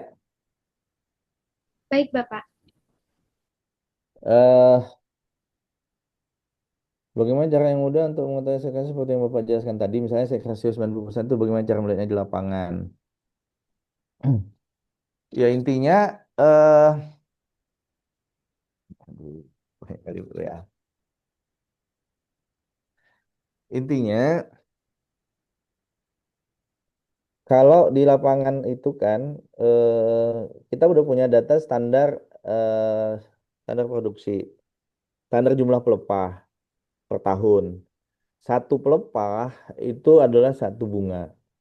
Jadi kalau kita bedah itu pohon sawitnya, istilahnya di section, di bedah pohon sawitnya, kita akan ketemu pelepah yang ke nol. Pelepah yang ke nol itu adalah pelepah ke-40 sebelum dia eh, berapa ya?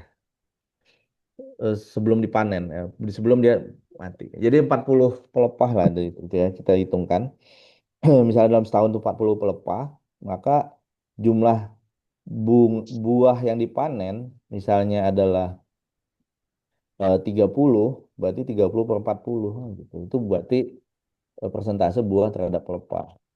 Nah, kenapa? Karena setiap pelepah itu pasti jadi diiringi dengan satu bunga, bisa bunga jantan atau bunga betina. Tetapi kalau eh, pada masa 24 bulan sebelum panen itu si akan terjadi namanya masa seks diferensiasi, apa sex determination seksnya. Penentuan kapan si bunga itu menjadi jantan dan kapan bunga itu jadi betina. Nah, itu ada hormon pembentuknya dan ada faktor genetis. Nah, faktor genetis itu karena varietasnya. Makanya eh nanti kan yang bunga betina itu nanti akan berkembang menjadi buah dan bunga jantan menjadi penyerbuk sarinya gitu. Nah, seks rasio dihitung terhadap jumlah pelepah dari bunga betina. Jadi kita pada saat sensus bunga itu bisa kita hitung bunga betinanya ada berapa dan bunga jantannya ada berapa dalam satu areal, 1 hektar misalnya gitu. Kemudian dirata-ratakan berdasarkan jumlah pelepahnya. Mungkin gitu. Nanti ada perhitungan teknisnya, saya punya hitungannya. Mungkin waktu juga nggak bisa jelasin secara detail. Terima kasih. Terus, oke.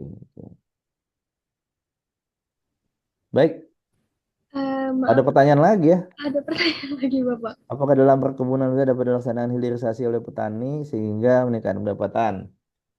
Eh, Pada prinsipnya hilirisasi yang kalau sudah buat PKS eh, harus memperhitungkan pertama, apakah di dalam satu areal kabupaten itu sudah mencukupi kapasitas PKS yang ada apa enggak? Jadi mungkin bapak-bapak dari Dinas Perkebunan yang hadir perlu tahu berapa sih total kapasitas PKS yang ada di kabupatennya. Kalau ada penambahan PKS baru, maka harus diperhitungkan dulu luas kebun yang ada dengan jumlah PKS yang ada, apakah masih ada gap. Kalau masih ada gap, maka bisa dibangun fasilitas PKS tambahan, baik itu oleh milik petani atau perusahaan. Kalau mau milik petani, maka kemudian petani harus memastikan eh, dia punya produksi berapa per hari, yang itu akan memenuhi kapasitas PKS berapa. Yang itu nanti kemudian akan bicara tentang ketersediaan lahan, kemudian bicara tentang apa ketersediaan lahan, kemudian bicara tentang penyalurannya, bicara teknis pabrik segala macam, gitu. Dekat sumber air segala macam. Nah, itu yang harus diperhatikan dalam studinya. Jadi nggak bisa asal bangun, nggak bisa asal minta, tapi harus memenuhi semua persyarat, semua pengetahuan terkait kebutuhan itu. Jadi ada studi kelayakannya dulu. Gitu. Nah, kalau layak bisa dibangun, maka kemudian bisa diajukan ke Sarpras ya apa ke pemerintah. Tapi saya pikir pemerintah pun akan menilai dulu ya kelayakannya untuk ditambah atau tidak. Mungkin demikian. Terima kasih. Baik, mungkin kami cukupkan untuk sesi diskusi dan tanya jawab. Sebelum mengakhiri acara, kami mengingatkan kepada seluruh peserta untuk mengisi daftar hadir melalui link yang telah dibagikan di kolom chat. Kami juga mengundang Bapak, Ibu sekalian yang belum bergabung ke grup WhatsApp untuk segera bergabung, karena nantinya di sana akan ada rekod dan diskusi lebih lanjut. Mohon izin Bapak, mungkin boleh minta kontak person Bapak, siapa tahu ada yang ingin bertanya lebih lanjut ke Bapak. Iya, iya, boleh. Baik. Selanjutnya akan dilaksanakan sesi pemberian sertifikat dan dokumentasi. Kepada operator dipersilahkan.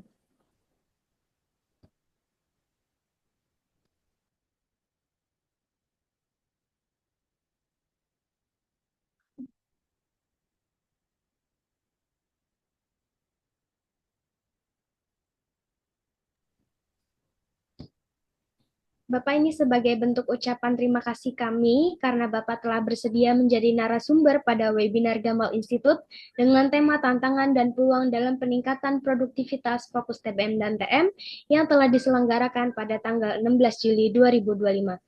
Kepada Bapak dipersilakan untuk memberikan pose terbaiknya dan kepada operator dipersilakan untuk melakukan dokumentasi.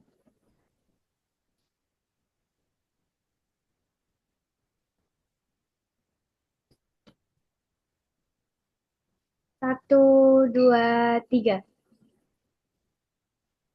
Ganti gaya. Satu, dua, tiga. Baik, terima kasih.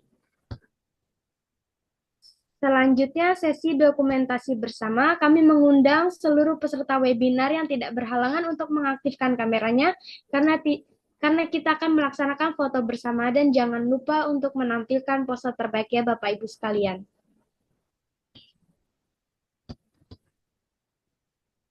Baik, kepada operator dipersilakan untuk melakukan dokumentasi. Satu, dua, tiga.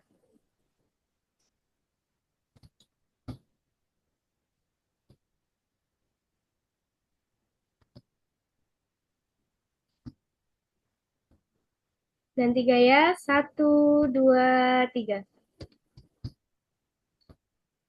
Baik, demikianlah rangkaian acara webinar kita pada hari ini dengan tema tantangan dan peluang dalam peningkatan produktivitas fokus TBM dan TM. Alhamdulillah kegiatan dapat berjalan dengan baik dan lancar. Maka dari itu kami ucapkan terima kasih sebesar-besarnya kepada Bapak Dimas Haryo Pamungkas selaku narasumber yang telah memberikan ilmu dan wawasan yang sangat bermanfaat, serta seluruh peserta webinar yang telah hadir dan berpartisipasi aktif hingga akhir acara. Semoga apa yang telah disampaikan pada webinar kali ini dapat bermanfaat dan dapat diimplementasikan dalam kegiatan nyata ke depannya. Saya Alifia Haninilianti selaku moderator pamit undur diri. Mohon maaf apabila terdapat kekurangan selama memandu acara. Sampai jumpa di kesempatan berikutnya. Wassalamualaikum warahmatullahi wabarakatuh. Waalaikumsalam.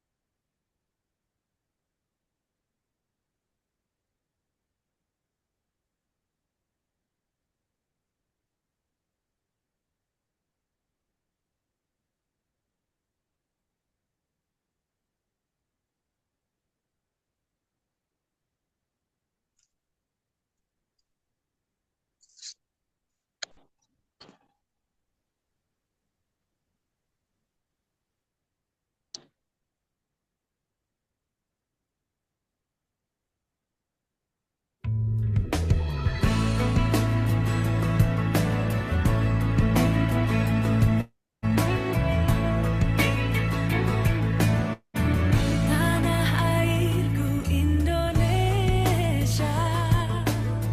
negeri elok amat ku cinta. Tanah tumpah darahku yang mulia, yang ku puja sepanjang masa. Karena airku aman dan makmur, pulau kelapa yang aman subur, pulau melati pujaan bangsa. Sejarah